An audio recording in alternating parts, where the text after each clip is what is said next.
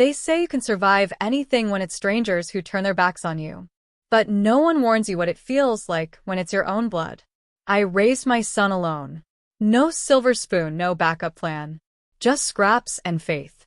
We spent nights in a shelter, split stale sandwiches, and took cold showers in public bathrooms.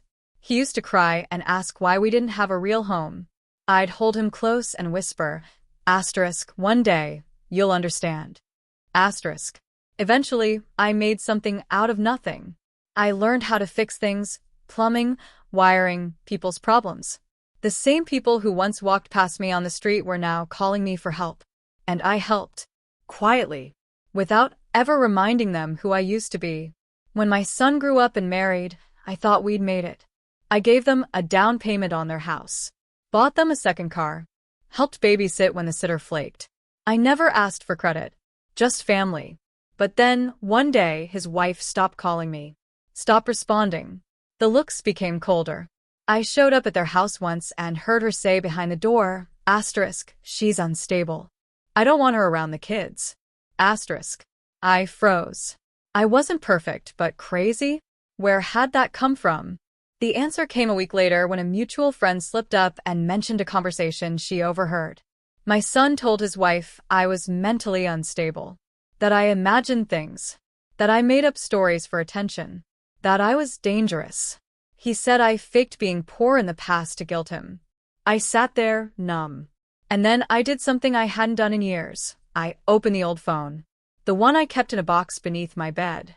The one with the messages he sent when he was at his lowest. Screenshots of him begging for help.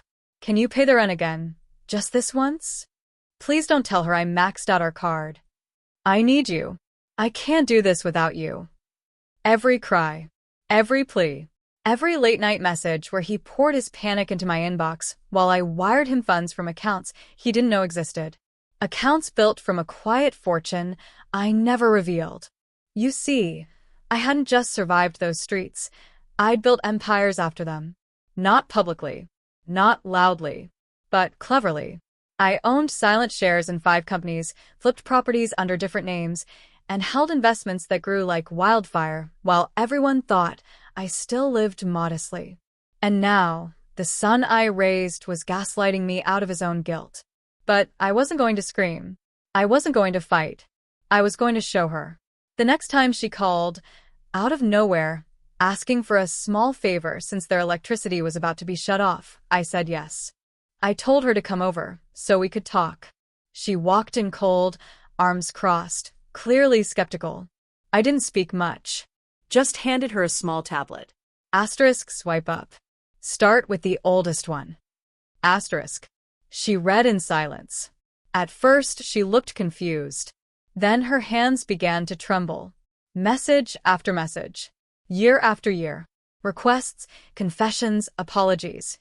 Each one signed by the man who told her I was delusional. Halfway through, her voice cracked. Why didn't you ever say anything? I said, because protecting him mattered more than proving myself. Until now. The next few days were chaos behind the scenes. I didn't ask what she said to him, but I know he showed up at my door 3 days later. Alone. Eyes red. He didn't ask for forgiveness. He asked, why did you keep everything? I looked at him for a long time before answering. Because I thought you'd grow into someone who deserved to know. He cried. I didn't. Because part of me had already let him go.